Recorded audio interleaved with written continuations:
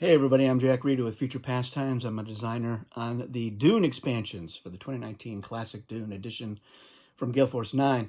In this video, I'm going to be talking about another power alliance in Dune, and that is the Imperial alliance between the Bene Gesserit and the Emperor.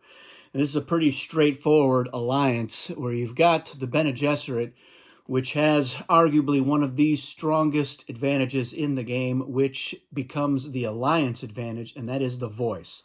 So being able to tell your opponent in a battle a particular weapon that they must use or that they cannot use, likewise defense they must or cannot use, and things of that nature. And of course, the Emperor, the biggest advantage to being allied with the Emperor is the access to the spice and essentially getting free treachery cards. So you're going to be able to fill up your hand with the Emperor as your ally because that player is going to be sitting on a lot of spice. In the bidding round, just about every round, which means that the Emperor can usually get a full hand, and the Bene Gesserit can also get a full hand if they're allied to the Emperor. Now, the Emperor is a decent combat faction in advanced because of the 5 Sardaukar, and because the Emperor can usually send a pretty large force down to the planet because they're rich, and they can usually spice style pretty high. So whenever the Emperor puts a large stack of forces in a stronghold, they're pretty safe. The only thing they really have to worry about is a lasgun shield explosion. And so that's something to be aware of. But with the Bene Gesserit as your ally, you can usually get around that, especially if you've managed to get for instance, a projectile weapon. So you could voice your opponent to not play a shield. That way you're not worried about them doing a lasgun shield combination as a suicide run in order to take out a lot of your Imperial forces. You just have to make sure that even if your leader dies, you're still able to dial higher and win those battles, which for the Emperor is usually pretty effective, especially with Sardaukar in that stack somewhere. And with the Bene Gesserit, you know, they're sneaking down to the planet one spiritual advisor at a time. And in advanced, they're getting into those strongholds where they can coexist until they want to flip to fighters before the shipping and movement phase on a particular turn. And if they're in Carthage or Arakeen, then it's easy for them to move a stack of their forces in the Polar Sink into one of those cities to bolster their forces there, or if they've got a lot of advisors in Arakeen, they can ship one down after they've flipped to fighters, or more than one down, so they have a large stack in Arakeen, and move a bunch of their Polar Sink forces into Carthage or into Tabor, and or into Tuix. They've got the Thopters. They can get to all of those strongholds.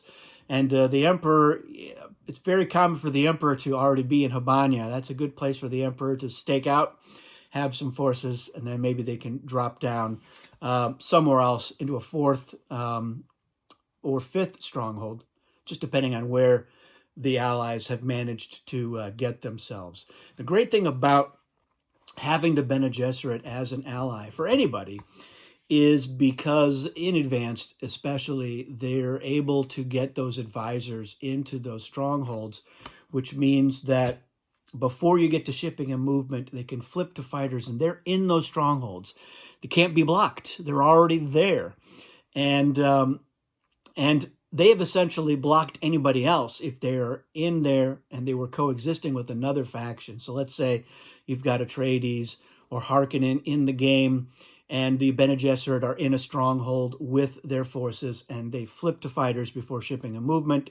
So those strongholds are now blocked from a third party getting in. The Atreides or the Harkonnen would have to move out in order for someone else to get in. And with Storm Order there in the shipping and movement phase, that is sometimes not easy for them to do. The player that is stronger and is able to possibly take on the Bene Gesserit Emperor alliance might be going early in the turn order and not able to get into those blocked strongholds where the Bene Gesserit have flipped to fighters. So it's a something to take into account. It's one of the real strengths of the Bene Gesserit that's not really talked about a lot, but it's a great tactic for them to stronghold block other players who might be going for the win, because again, if they're coexisting in a stronghold, they can flip a small number of their forces somewhere, and now they've blocked that stronghold from somebody else getting in. And it doesn't have, it doesn't matter if they're early or late in the turn order, they're already there. And then they can use intrusion to flip back to advisors when the threat has already taken their turn.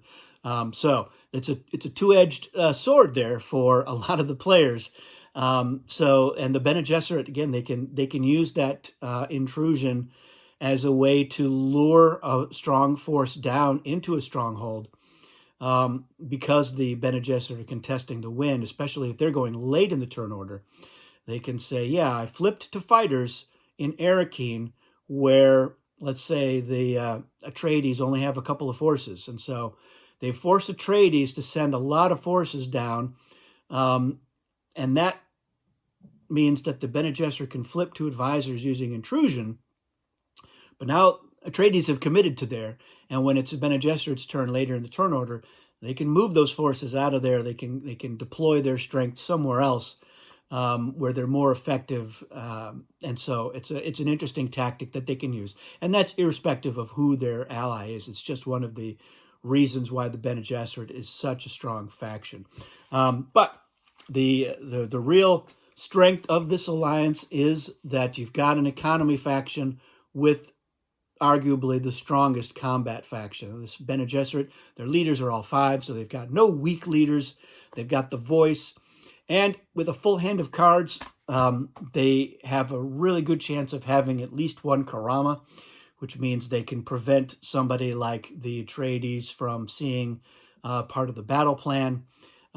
They could prevent the Ixian cyborgs from counting as double, or the Fedaykin from counting as double, or the Fremen from not needing to spy style. A Karama in the hands of the Bene Gesserit or the Emperor is very effective. And the Bene Gesserit, because they can use worthless cards as Karama, they're more likely to have those, especially when they have a full hand. So that is the strength of the Imperial Alliance. Let me know what you think of this. Is it one that you try to get into when you are one of these two factions? A lot of times the Bene Gesserit, they're looking for the Atreides to help close the circuit there of all the possibilities in a battle plan. But Atreides is not an economic faction, which means that those two factions, they might be struggling to have a full hand. The Emperor usually has a full hand. He's getting into fights in order to get rid of his worthless cards and cheap heroes. But once he's got some weapons and some defenses, very formidable combat faction. And with the help of the voice, very difficult to beat. That's it for this video. Thanks for watching, and we'll see you again soon.